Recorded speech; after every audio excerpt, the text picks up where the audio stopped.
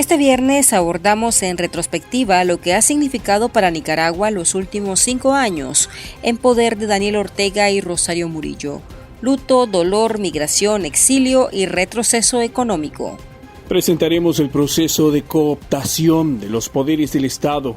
Todos están supeditados a las órdenes del dictador de Nicaragua. Y además expondremos otros de los objetivos del régimen: imponer un apagón informativo en virtud de vender una realidad paralela a través de su emporio mediático, controlado por los hijos de la pareja presidencial.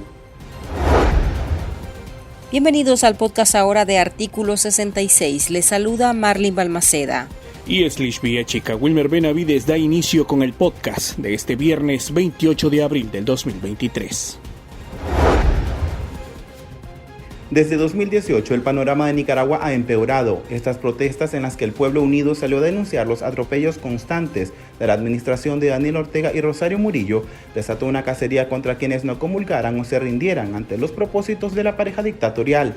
Pero este proceso represivo no nació hace 5 años. Expertos afirman que la corrupción y la violencia propiciada desde el Estado tomó aún más fuerza en 2008, un año después del retorno de Ortega al poder, quien después de 4 intentos y bajo pactos alcanzó la presidencia en 2007 con una campaña de reconciliación.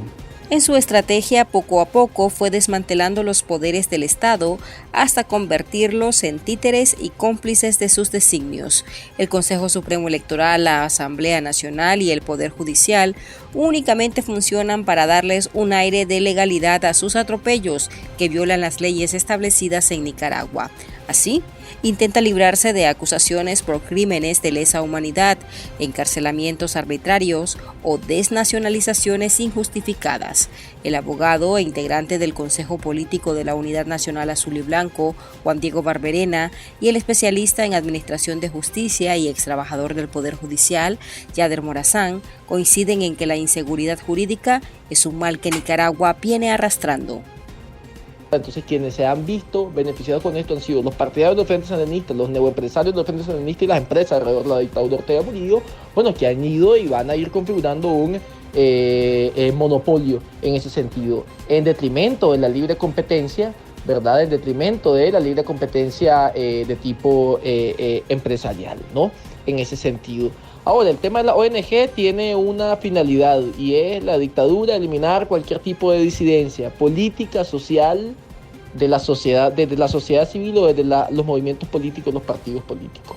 Eliminar a más de 3.000 organizaciones de la sociedad civil tiene como finalidad aumentar el control totalitario de todos los espacios políticos y sociales y acallar las voces críticas dentro de Nicaragua. Tiene como finalidad únicamente imponer la realidad del Frente Sandinista, imponer la realidad de la dictadura. Es decir, el objetivo de esto no es más que aumentar el control político, ¿verdad?, en todos los ámbitos de la sociedad. Es la fase donde todavía elevan más la parada, yendo a la clase, el clero de la iglesia. Y pues por último, que ya el Poder Judicial hace incluso actuaciones que ya ni siquiera gozan de apariencia de legalidad. Por ejemplo, vemos que en Managua apareció la Sala Penal 1 eliminando, arrebatando la nacionalidad a muchas personas, cuando por un lado esa no es una pena accesoria establecida en el Código Penal, que son las únicas que se pueden imponer, y por otro lado estas personas que dictaron esa resolución no tenían ni jurisdicción ni competencia. ¿En qué sentido? Es decir, la competencia y la jurisdicción corresponde a cada caso en particular para que sea conocido, resuelto y sancionado. Sin embargo, en una misma sentencia se leyó a 222 personas por un lado y por otro lado a unas 94 personas, y eso no existe en el derecho. Es decir, no existen procesos masivos como ese que se dictó como ese que se resolvió en esa manera. El Poder Judicial ha sido la institución que más ha empleado el régimen para perseguir a opositores. Según la Comisión Interamericana de Derechos Humanos, CIDH, esa instancia se caracteriza por propiciar patrones de criminalización de las personas opositoras políticas, generando graves afectaciones a la garantía del debido proceso, detenciones arbitrarias y el uso de la privación de la libertad para reprimir y mantener un clima de temor en la población. Por su parte, el Mecanismo de Seguimiento para Nicaragua, MECENI, entidad adscrita a la CIDH, reporta que Ortega en 5 años ha tomado 2.090 ciudadanos como presos políticos, pero las consecuencias de ser opositor o crítico al régimen no terminan ahí. Esta situación ha desencadenado en una reducción de los 80 en cuanto a las confiscaciones, explica la abogada Yonarque Martínez. No hubo un procedimiento legal, no hubo un juicio, no tuvieron derecho a defenderse, se violentó el principio de oralidad y publicidad de todo procedimiento, se violentó los derechos del acusado y todo lo que emana de pena accesoria o de consecuencias, por así decírtelo, penalidades. En este caso, para mí, son consideradas anómalas. Es un procedimiento no típico, es algo inusual. Y podría decirte que el procedimiento que está realizando también la Procuraduría, un procedimiento que no está establecido en cuanto al decomiso de bienes y la ocupación de los mismos. La más reciente movida de Daniel Ortega dejó a 222 excarcelados políticos en calidad de desterrados en Estados Unidos. A ellos les arrebató minutos después de sacarlos del país su nacionalidad nicaragüense. El mismo 9 de febrero de 2023, el régimen encerró en el penal conocido como La Modelo al obispo Rolando Álvarez y también le quitó su nacionalidad por no abordar el avión del destierro. Una semana después aplicó el mismo guión contra otros 94 nicas, lo que de acuerdo con Héctor Mairena pone en relieve que la deriva autoritaria de los Ortega Murillo no tiene tregua. Está claro que la dictadura de Daniel Ortega ha establecido en Nicaragua precisamente una dictadura, pero además una dictadura totalitaria. Y cuando digo totalitaria me refiero a que hace uso total, integral de las distintas instituciones del Estado para reprimir y apuntalar su proyecto tiránico, su proyecto dinástico. Eso ha llevado a que, además de los fraudes electorales, Ortega ha desmontado totalmente la institucionalidad democrática, y ese es un proceso que, si bien se aceleró en los últimos 5 años, lo empezó a hacer desde el 2007. De hecho, en Nicaragua estamos ante un sistema de partido único, porque Ortega ha destruido la competitividad electoral, ha aniquilado el sistema democrático. Una demostración de eso es que en la pasada farsa municipal, el Frente Sandinista se autoadjudicó el 100% de las alcaldías. En efecto, hay similitudes con Norcorea y también con Cuba.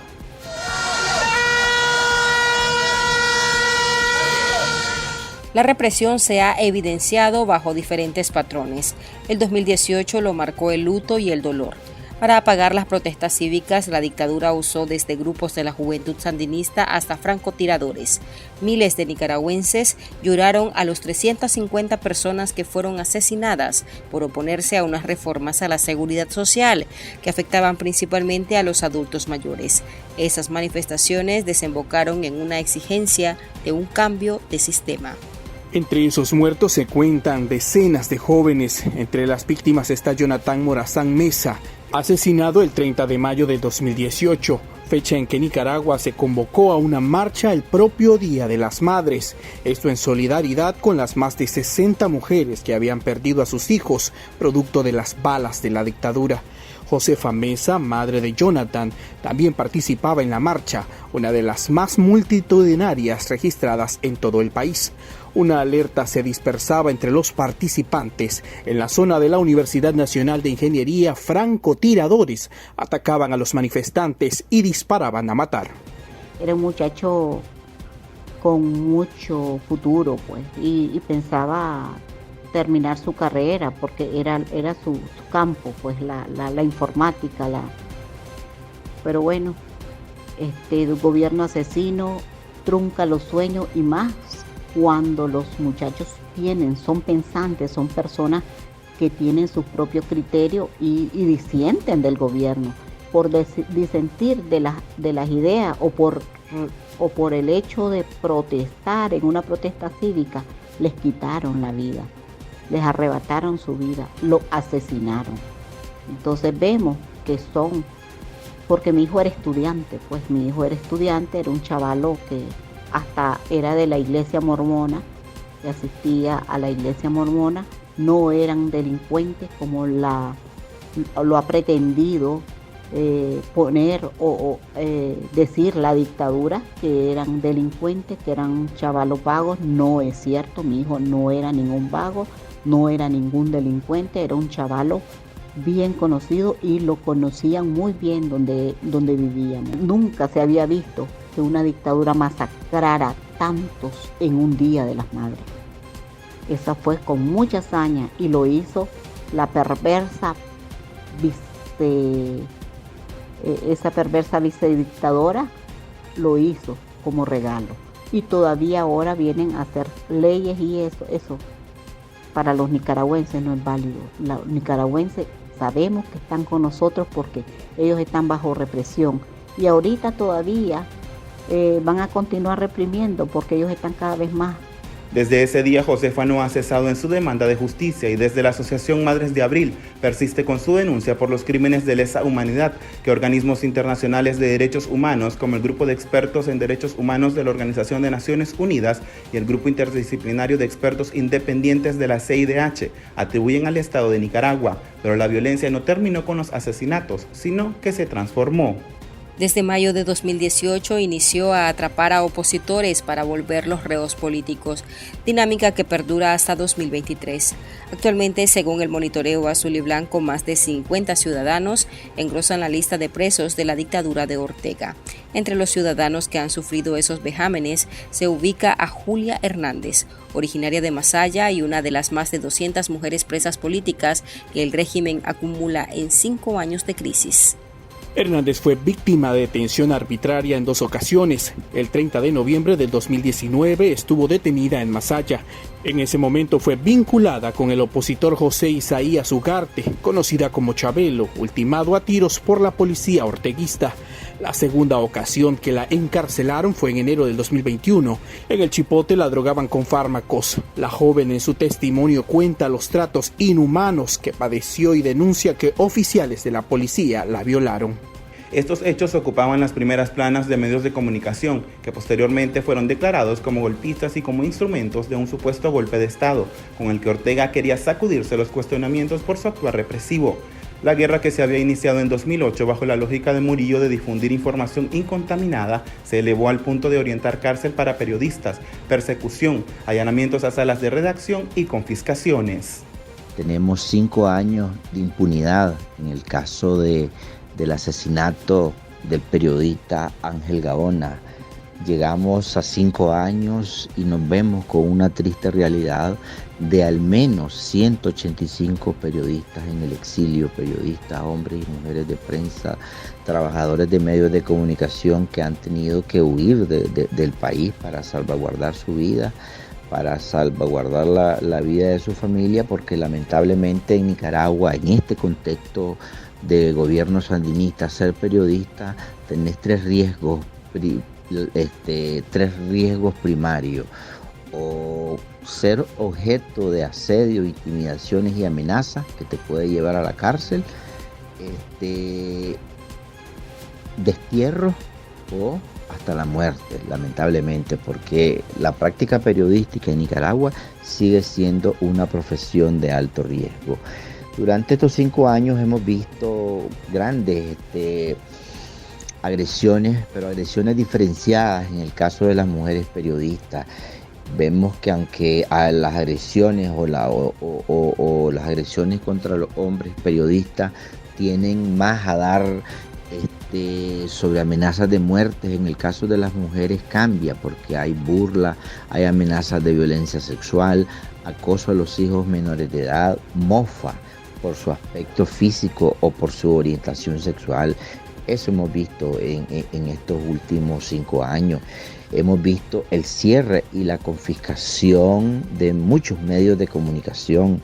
En estos 5 años aproximadamente, o en estos últimos 7 años, nosotros desde Voces del Sur hemos documentado al menos 57 medios de comunicación cerrados, pero hemos visto también y hemos contabilizado la confiscación de al menos 5 medios de comunicación como La Prensa, Confidencial, 100% Noticia, Radio Voz en Matagalpa y Radio Mi Voz en León, que fueron confiscadas de sus instalaciones. El organismo Voces del Sur registra que a 43 personas vinculadas al periodismo, la administración orteguista les arrebató la nacionalidad y en su redada 31 medios católicos fueron despojados de sus permisos para operar. Y es que desde el Estado se usa al Instituto de Telecomunicaciones y Correos como el brazo de la censura del régimen contra la prensa independiente. Siempre ha sido un afán de estos gobiernos totalitarios ejercer control sobre los medios de comunicación para contar su narrativa. ¿Cómo va en economía el país? Va bien. ¿Cómo va los ejes de propaganda? Por ejemplo, ellos se llaman o se autollaman el buen gobierno. Y entonces ellos dicen constantemente el buen gobierno, el buen gobierno, el buen gobierno, y eso tarde o temprano hace mella en la psique social, ¿verdad?, del pueblo. Pero aquí hay que decir una cosa en términos de comentarios. A pesar de todo ese engranaje mediático, la gente no es tonta y tuvo alternativas de información que en ese momento, ¿verdad?, desde el 2007 en adelante, fueron las redes sociales. Las tecnologías de información y comunicación han jugado un papel importantísimo en la ciudadanía nicaragüense para contrarrestar el discurso oficial. Y los medios de comunicación que en ese momento estaban en la radio, en los programas de televisión, en los periódicos, podían ejercer cierta influencia a través de estas plataformas que eran totalmente novedosas. Llegado al 2018 es evidente el uso por parte de la resistencia azul y blanco de las redes sociales para informarse en términos generales y para comunicarse privadamente sobre los acontecimientos. De tal manera que Rosario Murillo, por más medios que tengan, no ha podido instalar en la conciencia nacional su narrativa. Este escenario ha orillado a un incremento de la pobreza, más migración, exilio y aumento en el costo de la vida. Solo para costear la canasta básica, cada nicaragüense debería devengar unos $500, pero el salario promedio está en menos de la mitad que ese monto. El economista Marco Aurelio Peña puntualiza en que a Nicaragua se le dificulta salir de esa espiral porque ha asentado sus bases en regímenes políticos antidemocráticos y ante esto las remesas se han vuelto el salvavidas de decenas de familias nicaragüenses. Nicaragua históricamente ha sido un país con muchísima inestabilidad política y social. Y cuando tenés un país con inestabilidad política y social, y la regla ha sido el establecimiento de regímenes políticos antidemocráticos, entonces eso repercute de manera negativa en el crecimiento económico. Eso hace que el mercado funcione de manera inadecuada y que las fuerzas del mercado no logren desplegar todo su potencial dinámico e innovador debido a las condiciones poco propicias para que se reoriente oriente el crecimiento hacia el desarrollo económico. Cuando hablamos de crecimiento, hablamos de capacidad de producción, lo cual en Nicaragua también ha estado muy limitado por el tipo de inversión extranjera directa. Y por otro lado, cuando hablamos de desarrollo económico, hablamos de redistribución de la renta y por tanto de la renta y la riqueza, y por tanto ahí estaríamos hablando de disminución de la desigualdad social y descenso de los niveles de pobreza. Nicaragua es el país que más hambre sufre en toda Mesoamérica, según revela un informe de 2022 de la Organización de las Naciones Unidas para la Alimentación y la Agricultura. En el país se aplica un estado policial, pero la criminalidad y la inseguridad ciudadana perduran. La idea es proteger al círculo del poder, mientras se descuida a los sectores más vulnerables. Hasta acá nuestro episodio de este viernes. Recuerde que estas y otras noticias usted las puede leer a través de nuestro sitio web www.articulo66.com. También pueden suscribirse a nuestro podcast en Spotify y seguirnos en las redes sociales como Artículo 66 y en Twitter @Artículo 66 Nica. Hasta la próxima.